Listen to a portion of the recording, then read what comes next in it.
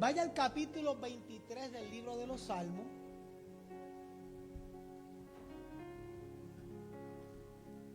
Y vamos a hablar bajo el tema el Dios, pastor y padre. Y es un pasaje bíblico muy conocido. Del Salmo 23 se han hecho poemas, coros, canciones, alabanzas, rezos. Y del Salmo 23 se han hecho dramas, acrósticos, poesías coreadas. El Salmo 23 ha sido la punta de lanza para muchas de las cosas que hoy en día nosotros conocemos sobre la palabra del Señor. El Salmo 23 encierra, créalo o no, todo el evangelio del Señor Jesucristo. Usted lo puede encontrar en el Salmo 23. Toda la teología bíblica, tanto antigua como moderna, usted la puede encontrar en el Salmo 23, en el capítulo 23 del libro de los Salmos. Ese salmo tiene 11 principios sobre lo que es el cuidado de un pastor y de un padre. Y todo el mundo lo sabe. Tan fuerte es ese capítulo, tan profundo es ese capítulo, que incluso más allá de haberse hecho canciones, poesías coreadas y muchas cosas sobre este salmo, el Salmo 23 se usa como un amuleto. Del Salmo 23 se han hecho marcadores de Biblia, se han hecho collares, prendas y muchas cosas del Salmo 23. Incluso la gente muchas veces duermen con la Biblia abierta en el capítulo 23 del libro de los Salmos. Incluso hay hogares donde siempre la Biblia está abierta en el capítulo 23. Esta iglesia donde nosotros nos congregamos en el pasado, en esta mesa había siempre una Biblia abierta y estaba en el Salmo 23. Y así muchas, porque ya el Salmo 23 ha pasado de ser una tradición. Y el único detalle que yo puedo notar ahí es que se ha desgastado tanto el Salmo de manera equivocada que ha perdido el sentido para mucha gente. La gente lo dicen de memoria, pero sin meditar en toda la enseñanza teológica, histórica, reveladora que hay en el capítulo 23 del libro de los Salmos. Y cuando vemos este salmo, comienza el salmo diciendo, vamos a leer los 6 versículos, vaya conmigo, quédese sentadito. Dice: Jehová es mi pastor y nada me faltará. En lugares de delicados pastos me hará descansar. Junto a aguas de reposo me pastoreará. Ándale, mire el versículo 3. Confortará mi alma, me guiará por sendas de justicia por amor a su nombre. Ahora miren el 4. Aunque ande en valle de sombra y de muerte. Esa primera expresión del versículo 4 contradice toda la teología de positivismo, de prosperidad, de ausencia de dolor y de pare de sufrir. Porque dice ahí, aunque ande en valle de sombra y de muerte. La implicación es que vamos a vivir, a pasar, a caminar, a estar estacionados de alguna manera en el valle de sombra y de muerte. Pero el que esté en Cristo dice, no temeré mal alguno, porque tú estarás conmigo. Ahora, miren ese último versículo que contradice la política liberal de hoy en día del mundo entero. Tu vara y tu cayado me infundirán aliento. Porque la vara y el cayado tienen dos funciones. Cuidado y poner orden. A ver las manos de cuántos de ustedes los sonaron cuando eran chamacos.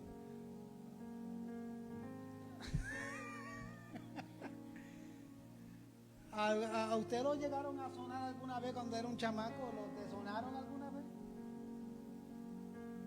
¿Ustedes creen que a mí me sonaron cuando yo era chamaco? ¿Cuántos de ustedes creen? ¿Cuántos de ustedes realmente creen que a mí cuando yo era chamaco me sonaron? He was a Christian dad and he hit me very hard.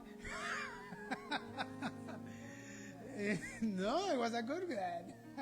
Porque dice, tu vara y tu callado me infunden. Es bíblico. ¿Ve? Entonces mira, dice el 5. Este tiene que ver mucho con tu testimonio, tu reputación, tu integridad de persona. ¿Qué Dios hace con ella? ¿Qué Dios hace con tu reputación? ¿Qué Dios hace con tu vida moral, espiritual, social? ¿Qué hace Dios con eso ante la sociedad, ante el mundo de las tinieblas? Dice, Él adereza mesas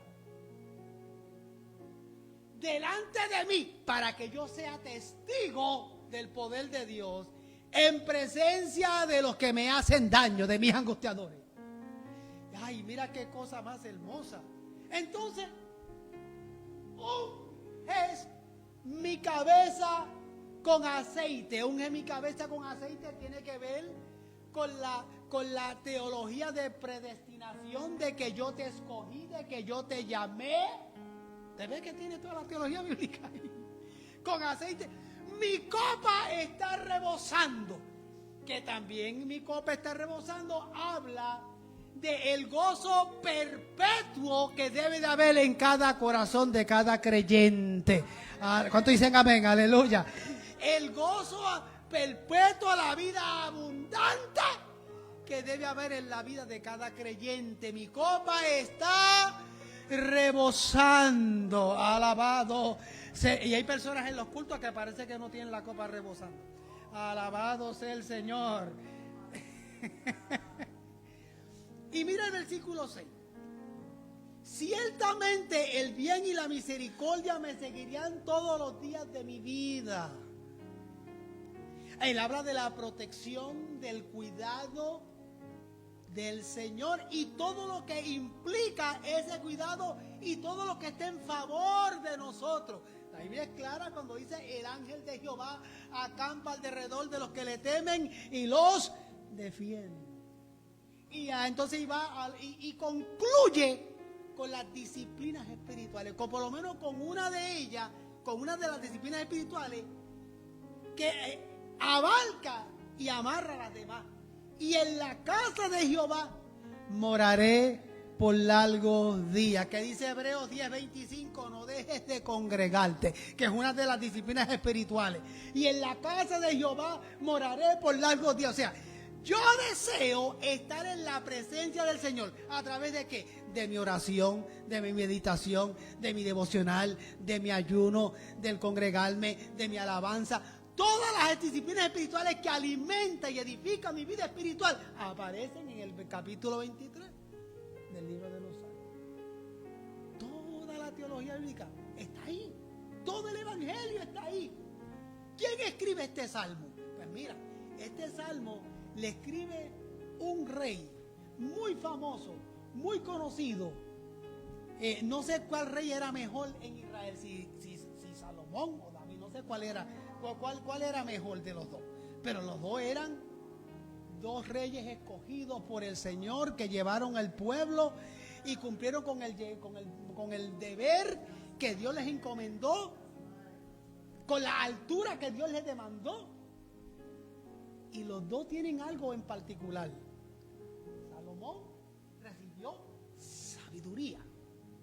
Sin embargo, cuando el Señor hace referencia de David, dice, el hombre conforme a su corazón. ¡Wow! Ándale. Aleluya. O sea que, pero quien escribe es David.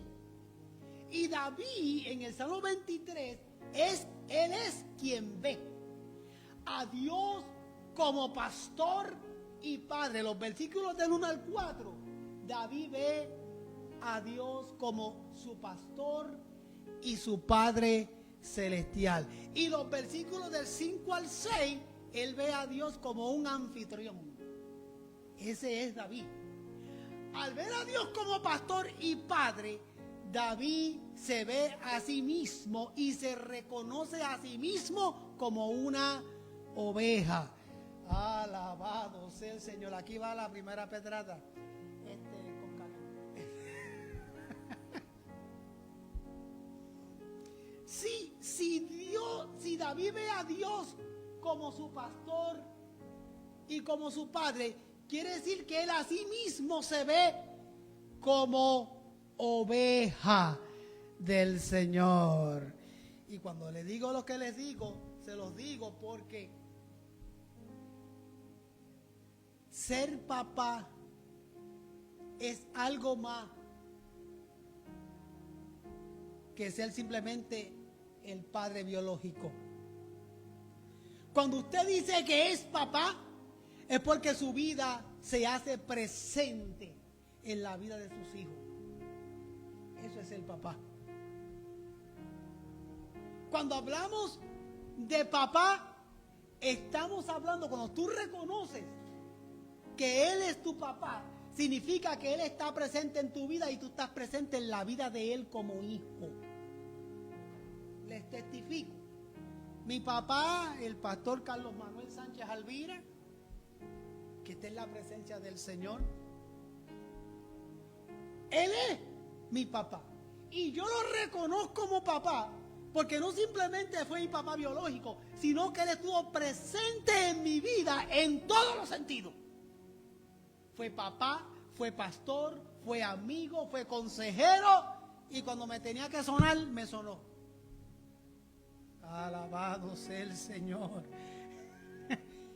Por eso que yo no digo simplemente que don Carlos Manuel Sánchez Alvira fue mi papá. Al reconocerlo como papá, yo reconozco que soy su hijo, porque estuvo presente en mi vida. Conozco un amigo que siempre me ha dicho, yo sé quién es mi papá, yo sé dónde vive mi papá. Yo de cuando en cuando hablo con mi papá, pero mi papá nunca fue una figura presente en mi vida. Por lo tanto, lo considero un papá biológico nada más. Él no se reconoce a sí mismo, ni se vende a sí mismo como un hijo, porque nunca lo tuvo presente en su vida. Pero qué maravilloso es cuando yo reconozco que soy un hijo, y digo que soy hijo porque tuve un papá presente en mi vida. No perfecto, pero estuvo presente. ¿Cuántos dicen amén? Aleluya. No es perfecto, pero estuvo ahí conmigo. Cuando yo digo que Jehová es mi pastor, quiere decir que yo reconozco que soy oveja de Él. Yo soy oveja del Dios pastor, porque lo considero a Él mi pastor. Y eso pasa en todos los files. Aquí hay dos pastores que me acompañan, que están en las bancas, aparte de mí, que pueden dar testimonio del hecho que son muchas las ovejas que a través del tiempo dicen, fulano de tal siempre será mi pastor. Fue mi pastor y siempre será mi pastor. Porque cuando fuiste pastor de ellos, fuiste un pastor presente. Y ellos te reconocen como pastor. Alabado sea el Señor. Son muchas las ovejas que yo tengo. En 6 iglesias que he pastoreado, tengo ovejas por todos lados. Y le doy gloria a Dios, y con mucha humildad puedo decir, donde quiera que me ven, usted es mi pastor, porque hice lo posible mientras Dios me ayudó de hacerme presente en la vida de ellos. Aleluya. Esa es la ventaja, por un ladito, de la iglesia un poquito más acogedora, porque el pastor se puede hacer presente. Cuando la iglesia tiene más de 500 miembros, pues es difícil que esté presente en la vida de todo el mundo. Se hace complicado. Pero el que es tu pastor es el que se hace presente en su vida. Hay ancianos de la iglesia que no tienen el título de pastor, pero fungen como un pastor. Y se hacen presentes en la vida de una persona. Y tú le puedes decir, ese es mi pastor. Porque cuando yo espiritualmente lo necesité, ahí él siempre estaba. Alabado sea el Señor. Yo me crié, aparte de mi papá, con otro de mis pastores. A mi papá siempre le decían el hermano fulano, el hermano sultano, pero después su nombre. Pero cuando me levanté en esta iglesia donde yo me levanté en mi adolescencia, ese pastor me enseñó a decirme, llame pastor. Me enseñó a decirle pastor. Yo lo aprendí el concepto y hoy en día lo transmito. No simplemente conmigo, sino los pastores que tengo aquí. A todos los hermanos, recuerden que fulano de tal, esté en incumbencia o no, esté retirado o no, él es un pastor y hay que reconocerlo como tal. ¿Por qué? Porque el pastor es aquel que ora por ti, que te cuida y que se hace presente en tu vida. Aleluya. Hay personas con el título, hay otros que no lo tienen, pero si se hacen presente en tu vida espiritual, te pastorean, te cuidan, usted lo puede ver como pastor. Ahora hay quienes me dicen, usted es mi pastor y yo nunca lo veo. Yo trato de hacerme presente, pero se me esconden. Uy. Alabado sea el Señor. Aleluya. David vio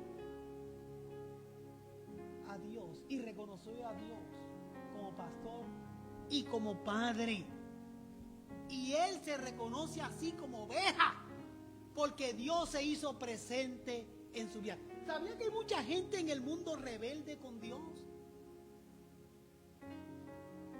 Sin embargo, Dios siempre ha estado presente. Somos nosotros los que nos alejamos del Señor. Dios siempre está presente. Yo soy oveja de mi Dios, porque Él siempre ha estado presente en mi vida, como pastor y como padre. Decimos amén. Aleluya. Ese es mi caso. Pero también David reconoce o ve en Dios, o lo ve como un anfitrión o un hospedador generoso. Lo que significa que David halla en Dios protección y seguridad. Protección y seguridad. Cuando alguien lo hospeda y le da lo mejor, usted lo reconoce como un hospedador generoso, porque le está dando lo mejor y usted se siente protegido, cuidado. Y David se sentía protegido, se sentía cuidado de sus perseguidores. Por eso es que de los versículos del 5 y el 6, él ve al Padre Celestial como pastor y padre, como un hospedador generoso que cuidó de él. Mira el primer y antes de ir ahí al primer principio, Jesús mismo se confirió a sí mismo el título de pastor. ¿Dónde lo dice? En Juan 10:14. Él dice, yo soy el buen pastor y conozco mis ovejas. Alabado sea el Señor. ¡Qué hermoso! Que soy el buen pastor y conozco mis ovejas. Eso es lo que me da a mí una tranquilidad tan grande y tan profunda, el saber que Dios, que Jesús es mi pastor y me conoce. Aleluya.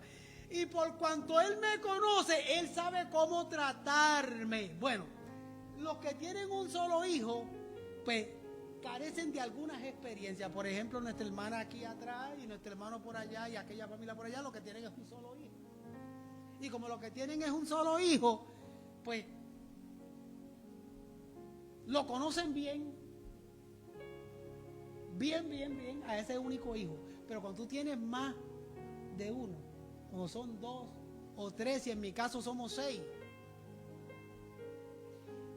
el papá conoce y la mamá conoce los gustos de cada uno, sus preferencias, sus comidas preferidas, qué hora se acuesta, qué hora se levanta, los conocen a todos. Mi mamá puede decir, este es así, este es así, este es así, y cada uno es diferente, pero ella los conoce a los 6. Él sabe cuál es más vago, cuál es menos vago, cuál es más listo, cuál es menos listo. Eso lo sabe el papá y la mamá. Si desde pequeño los conocen. Me cuentan que cuando yo nací, mi mamá dijo, este va a ser ciego. Mi mamá siempre lo supo. ¿Qué yo hacía en la cuna que no veía? Ella dijo, este va a ser ciego. Y ya a los 6 meses yo tenía lente. Pero ella se dio cuenta. De otro que me está viendo ahora mismo. Decía, este es el más vago. De mi hermana, esta es lista. De otro dijo, este come mucho. Eran 6. Pero ella los conoce. ¿Me entiendes? Eso es lo bueno de conocer. Cuando tienes mucho, tú sabes la diferencia de uno de otro y puedes notar eso marcadamente, esa diferencia. Si tienes más de uno. Cuando tienes uno, pues esa es tu única experiencia. No puedes decir cuál es más o menos, quién duele más, quién duele menos. Tú conoces lo que conoces de ese único. Y qué bueno que lo conoces bien. Yo quiero que sepa que el grupo que está aquí y los que me ven en línea, Él es tu pastor porque te conoce. Él te conoce. Yo podré juzgar desde afuera, pero quien conoce tu corazón se llama el Dios de gloria. Yo podré juzgar lo que yo veo, pero quien de verdad conoce tus intenciones, tu deseo, tu amor por el Señor, se llama nuestro Señor Jesucristo, porque dice, yo conozco mis ovejas. Imagínate en el caso de Job, cuando el Todopoderoso le dice al enemigo que el Señor lo reprenda, ¿no has considerado a mi siervo? ¿Lo conocía o no lo conocía? Lo conocía muy bien.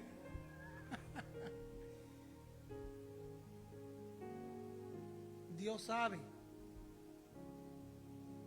qué carga, qué situación a cada cual le permite llevar y cargar porque te conoce. Él conoce nuestro carácter, nuestra formación. No estoy hablando de mal genio, estoy hablando de carácter, de temple, de dominio propio. Él sabe. Él te prepara porque Él te conoce. Y mira el primer principio, déjame avanzar. Aleluya. En el primer versículo dice, y nada me faltará. El Dios que te conoce es el Dios que está diciendo, yo suplo todas tus necesidades. Bendita la gloria del Señor. Lo que pasa es que yo quiero que me la supla cuando yo quiero. No, Él sabe cuándo las va a suplir. Aleluya. Alabado. Nosotros somos 6, vuelvo y repito. Y yo recuerdo que mi mamá sabía a quién mandarla al mandado y a quién no. Yo mando al mandado a este porque el cambio viene completo. Pero si mando a este, viene con algo adicional que no le pedí. Porque conoce. Nuestro Padre Celestial nos conoce y Él sabe cuándo darnos y cuándo no. cuándo soltar y cuándo no soltar, porque Él sabe cómo somos. Dios es pastor de aquel que quiere ser su oveja. Y las ovejas, como mencioné, no son iguales todas. Usted sabía que no todos somos iguales. Hay algunas ovejitas emocionalmente más enfermas que otras. Hay algunas que están deformes de nacimiento. Hay otras que tienen sus complicaciones. Hay otras que son completamente saludables y sanas. Las ovejas todas tienen algo. Pero Dios las conoce. Dios las conoce. Entonces, Él dice, yo les voy siempre a suplir. El Dios pastor y Padre toma cuidado de todas las necesidades que nosotros tengamos como ovejas. Aleluya. Aleluya. Yo aprendí de un hermano que se congregaba en mi iglesia allá en la Florida. Yo aprendí de él una expresión que siempre me he quedado con ella.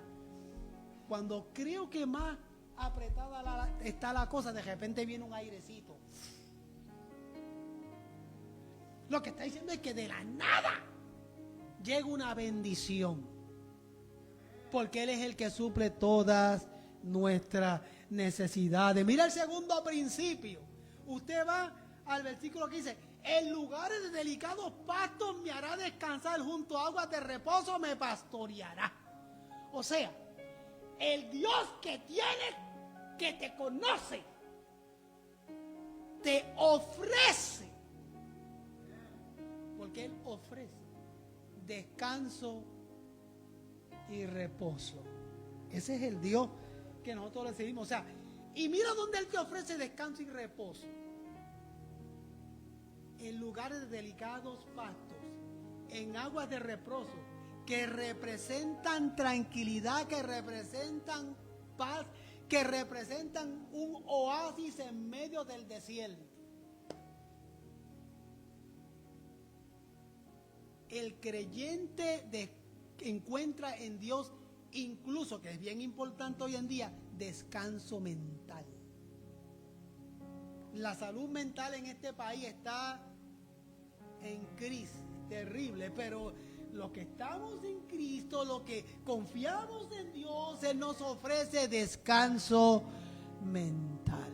¿Por qué esto es importante? Mire, hermano, el reposo y el descanso en delicados pastos es necesario hoy en día para cada uno de nosotros.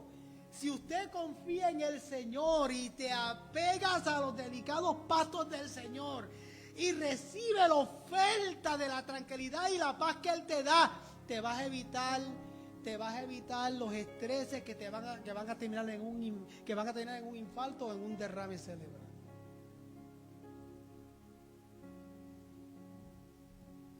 Missy, señora masajista, hay mucha gente que por falta de paz y tranquilidad terminan con infartos, con derrames cerebrales,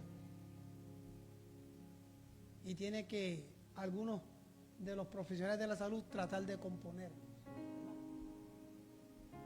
porque no tenemos la paz del Señor. Cuando tenemos la paz del Señor y recibimos la oferta de su reposo, encontramos descanso mental. Les voy a aconsejar que de cuando en cuando, divórciese de las noticias. Vea noticias, pero no se aferre a ella. De cuando en cuando, aléjese, para que encuentres descanso, porque allá afuera el enemigo usa los medios para mantenerte alterado, ¿o no? Te mantiene alterado. Una noticia simple, los medios sociales la convierten en algo grande, la sacan de contexto, lo exageran, y nosotros nos alteramos. Jesús dijo en John 11:38, dice: vengan a mí todos los que están trabajados y cargados, en nuestro lenguaje popular hoy en día, vengan a mí todos los que están llenos del TikTok y del Facebook, que yo los haré descansar. ¿Cuánto dicen amén?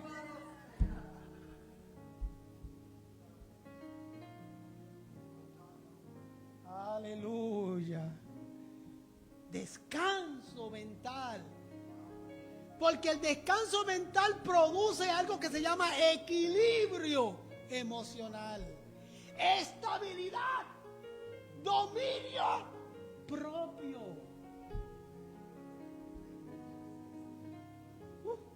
Número 3. Tercer principio, Él confortará mi alma. ¿Usted sabía que su alma es el asiento de las emociones humanas? Todas sus emociones descansan en el alma. Ahí es que descansan sus emociones. Y hay personas que no tienen control de sus emociones. El Espíritu Santo es quien te da ese control. El alma comunica lo que vemos en tu cuerpo. Las expresiones de tu cara son consecuencias de un alma alterada, descontrolada emocionalmente. Ay, ¿por qué fulana o sutano siempre tienen caras de así, WhatsApp? ¿Usted nunca ha ido a una oficina de gobierno y lo atienden con una cara de mocho que no hay quien los aguante? ¿Usted nunca ha ido a una oficina de gobierno? O una oficina médica o algo así, y quien lo está atendiendo está tan cargado que paga las consecuencias el que viene detrás.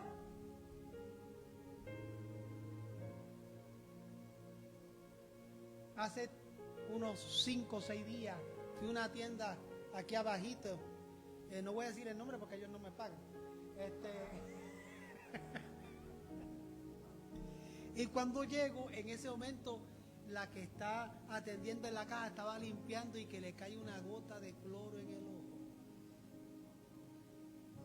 Y ella estaba alterada, ya estaba hastiada, y para colmo se le zafa así la cubeta y le cae un poquito de cloro en el ojo y se alteró y está desesperada. Y fue una situación un poquito incómoda. Y yo le dije, confía en mí. Ve al baño, lávate la cara, échate agua en los ojos y vuelve. Confía en mí. Ya tú me has visto un par de veces por aquí. Y ella fue y volvió. Estaba ya calmada. No había mucha gente en ese momento, gracias a Dios por eso. Y la pude calmar. La pude calmar. Porque si Dios no me usa en ese momento para calmarla, ¿quién iba a pagar las consecuencias? El cliente que viniera detrás de mí. Él iba a pagar las consecuencias. Cuando hay personas que comunican con su cara una expresión de amargura, de tristeza, de estrés, es porque su alma está completamente emocionalmente cargada. Y lo reflejan. Pero Dios, el Dios pastor y padre, conforta el alma cuando el alma está triste, aleluya, cuando el alma está agobiada, cuando el alma está desanimada. Hay un Dios que te conforta, dice, confortará mi alma, pero yo tengo que estar confiando en mi Dios, aleluya. El alma procede de Dios porque Dios fue quien la dio. Y es Dios quien puede estabilizar nuestra alma. Incluso Dios conoce su alma mejor que usted mismo. Y entienda que tu alma se alegra cuando tienes una buena comunicación con Dios. Cuando dice amén, aleluya. Número 4, Él guía. Dice, mira este principio, Él te guía, me guiará por sendas de justicia, por amor a su nombre. Ahora, pregúntese usted mismo, me pregunto yo mismo, ¿estaré yo en la ruta correcta? ¿Estaré yo en la calle de justicia? ¿O estoy en un callejón sin salida?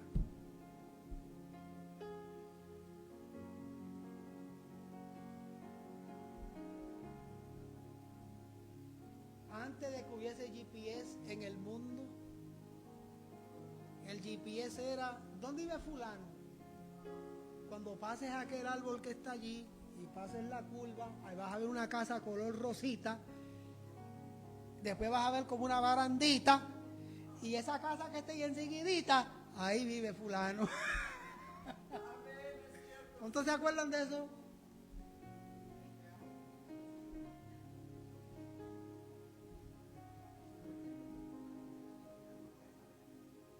Complicado, ¿verdad? Y hay veces que nosotros damos instrucciones como si la persona que está ahí entiende. Yo vengo de un pueblo que en aquel entonces, por la corrupción gubernamental, no limpiaban bien las calles. Entonces, los pocos años que había estaban tapados con pasto y bejuco, y usted no veía las instrucciones.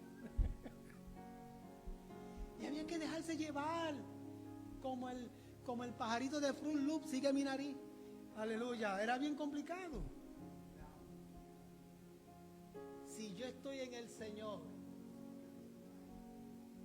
Él me guía por sendas de justicia, donde no haya equivocación, donde no me voy a perder. La Biblia es clara. Ay, no me acuerdo dónde lo dice, no lo apunté. Dice, hay caminos que al hombre le parecen rectos, para el final es camino de muerte. Si estoy en el senda de justicia, aleluya, no me voy a perder, no me voy a equivocar, yo voy a llegar, no me voy a mantener. Pero que tengo que estar en el camino de justicia.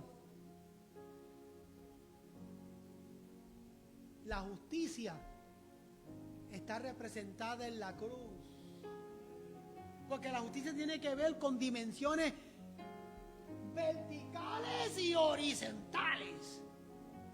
La cruz tiene las dimensiones verticales y horizontales. No hay curva, está derecho, está claro. Horizontal, porque la cruz nos abraza. Vertical, porque me comunica con Dios. Qué hermosa es la cruz vacía. Aleluya. Me comunica con el cielo y nos abraza el Señor. ¿Cuántos dicen amén? Aleluya.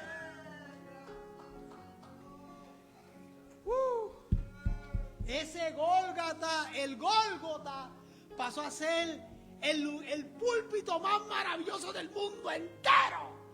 Porque desde el Gólgota nos comunicó nuevamente con el Padre y abraza a la humanidad completa.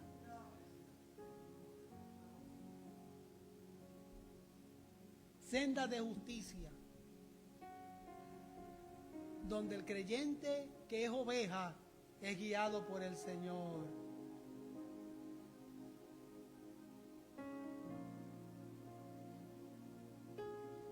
Él me acompaña. Aunque ande en valle de sombra y de muerte, no temeré mal alguno, porque tú estarás conmigo.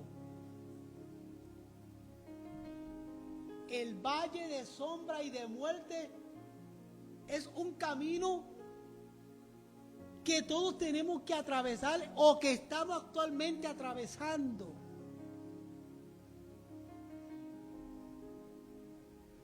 El valle de sombra y de muerte implica momentos difíciles, implica momentos de aflicción y implica momentos turbulentos, porque en el camino siempre los van a ver. Usted sabe que nuestros planes siempre son rectos. Yo me acuerdo cuando yo estaba en la escuela, siempre decía, ahora me gradúo de high school y voy a hacer esto, voy a hacer aquello, voy a hacer lo otro. O sea, yo tenía un plan bien trazado, bien fácil. Se veía bien fácil.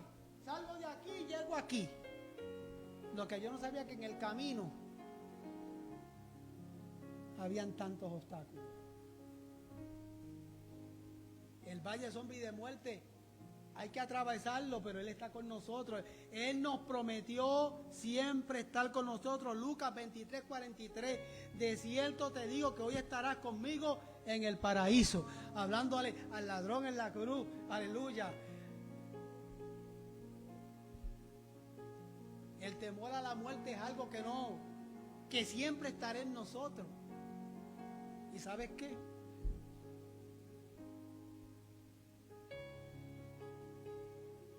Ese temor es válido. ¿Sabes por qué es válido? Es válido porque es voluntad de Dios que nosotros vivamos el tiempo que Él deseamos que vivamos, lo vivamos bien.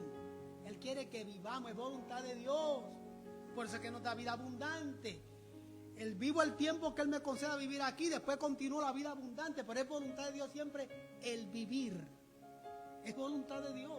Entonces, cuando yo tengo temor a la muerte, es válido dentro del contexto de que Él desea.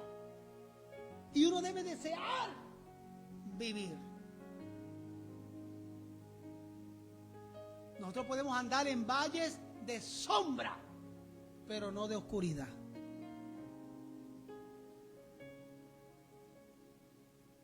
Nosotros podemos andar en valles de sombra, pero no de oscuridad, que es otra cosa.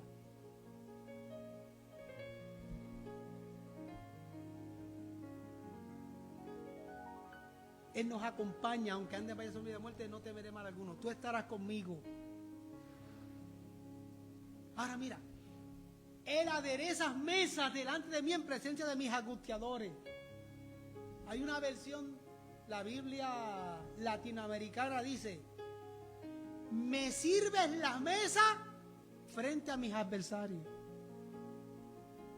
El creyente tiene que servir a Dios porque Dios siempre nos sirve a nosotros. ¿Están de acuerdo? Nuestro futuro está en las manos de Dios. Debemos dejar que Dios controle, vaya delante de nosotros. Dice: unge mi cabeza con aceite. Es necesaria la unción del Señor en nuestras vidas. Y esa unción es el Espíritu Santo en nuestras vidas hoy en día.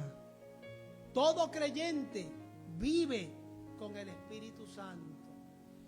Los que no entienden mucho la teología cristiana piensan que el Espíritu Santo se va y viene. Va y viene. Una vez usted confiesa al Señor, el Espíritu Santo está con usted todos los días hasta el fin de los tiempos. Se puede entristecer, pero está ahí. Se puede entristecer. Dice la Biblia: no contristemos el Espíritu Santo de Dios. Pero siempre está ahí. Es imposible usted decir: yo soy creyente y no tengo el Espíritu. Es imposible. El Espíritu Santo siempre está presente. Nos anda, nos acompaña. Dice: Él unge mi cabeza con aceite. Siempre está presente Dios a través de su Espíritu Santo. Pero dice al final: Él me cuida. Ciertamente el bien y las misericordias me seguirán todos los días de mi vida. No se tiren al medio. Yo me voy a tirar al medio, yo nada más. Yo llevo bajo el cuidado del Señor. Lo creo, lo vivo, lo entiendo, lo recibo, lo predico, lo enseño y lo vivo, específicamente lo vivo. Yo llevo 59 años bajo el cuidado del Señor. Sí, tengo 59 años y los tengo bajo el cuidado del Señor. He's been with me 59 years. 59. Lord. 59 años, Carol, lleva el Señor cuidándome. Ahí está la mente de los que me conocen un poquito. Ay, ¿qué pasó el día de tu accidente? Estaba conmigo cuidándome. El día, yo he tenido ya como 7 o 8 accidentes. El primero, mucho más, desde que tengo esa razón siempre me ando accidentando. Y en todo el cuidado del Señor ha estado conmigo.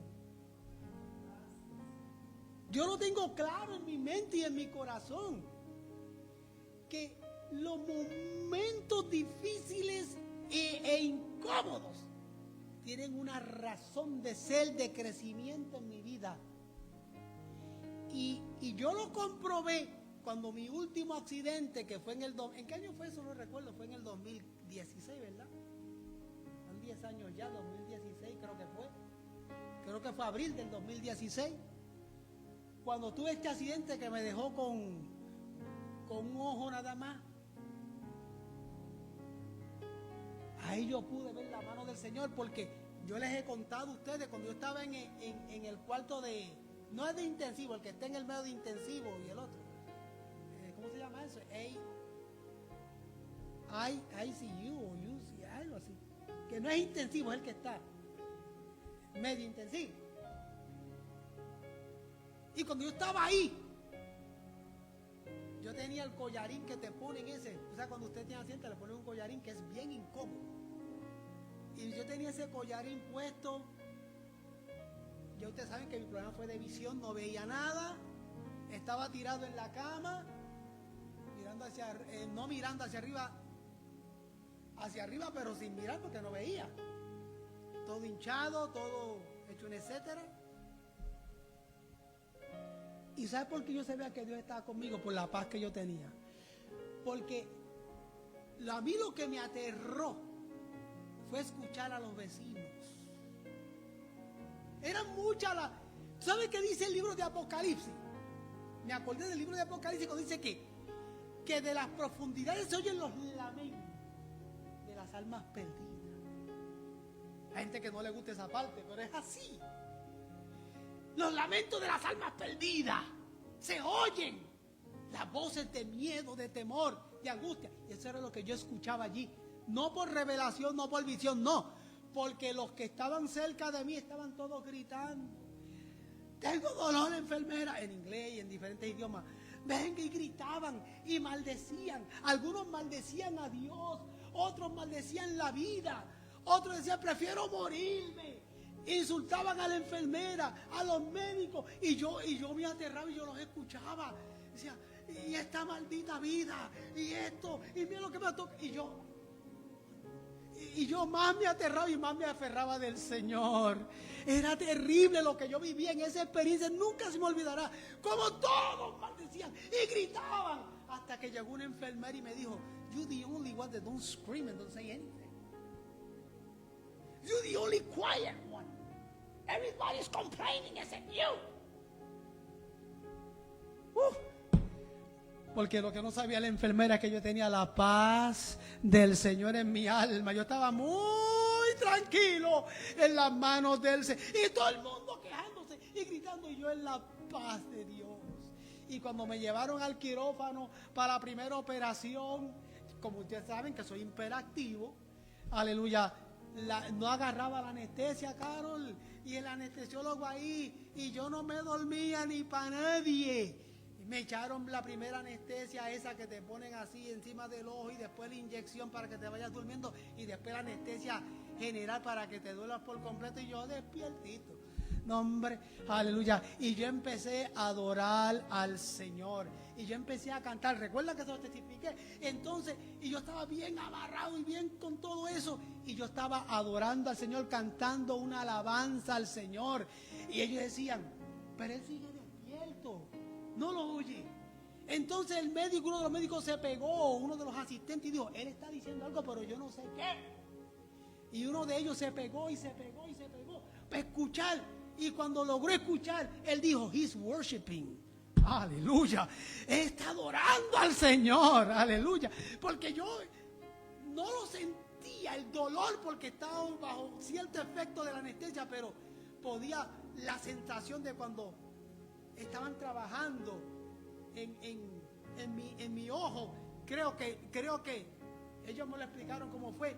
Me levantaron así, qué sé yo qué, ahí empezaron a trabajar en mí. Después ellos vienen y te vuelven a poner bien. Yo no sé cómo yo me veía, pero yo adoraba al Señor. Ciertamente y la misericordia me seguirán. Concluyo.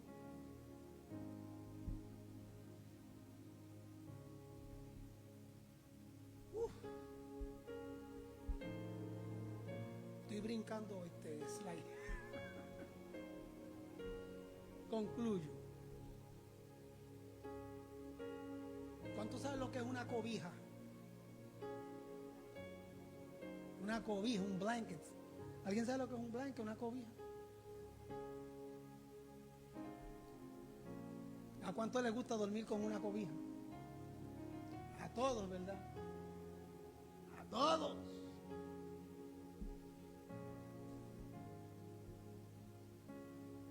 En la casa de Jehová moraré por largos días representa esa cobija.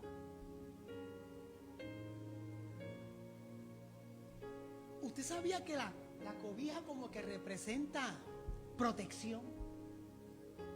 Pasamos un susto y cualquier cosa, bajamos la cobija y nos tapamos. Como si fuese de acero, de hierro. Hay algunos por ahí que cuando esta madrugada tronó, me imagino que bajaron la cobija. Los gatos, los perros se esconden debajo de las camas, buscan cobija. Y en la casa de Jehová moraré por largos días.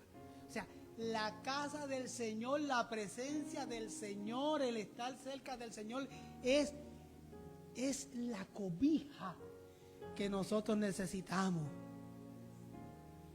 Aleluya. Que la cobija tenga una que otro chinche, pues eso es normal. Puede pasar.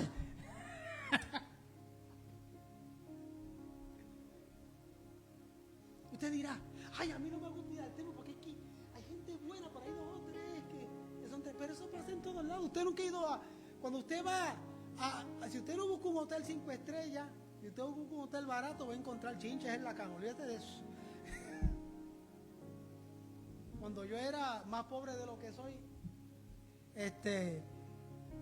recuerdo que una vez fui a un retiro de pastores allá en Orlando y como yo no tenía mucha plata, pues busqué un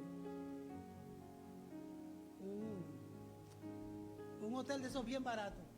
Y cuando yo miré la cama y yo, ándale, pues nada, fui a una tienda más abajito, ustedes se imaginan cuál es, y allá compré blankets, cobijas y todo para por lo menos sentir que me estoy acostando en frazadas nuevas. Pues mira, en la casa del Señor es lo mismo. La casa del Señor representa la cobija del Señor, el cuidado de Dios. Que hay 2 o 3 chinches también, sí los hay. Ni modo. Tal vez yo sea uno de ellos. Pero no me mires a mí. No mires, pide a Dios misericordia. Porque esos 2 o 3 hacen falta para que crezcamos y maduremos en las cosas del Señor. Salmo 27:4 dice, y ahora sí termine, una cosa demandada Jehová y esta buscaré, que esté yo en la casa de Jehová todos los días de mi vida, para contemplar, Pastor Freddy, la hermosura de Jehová. Póngase en pie.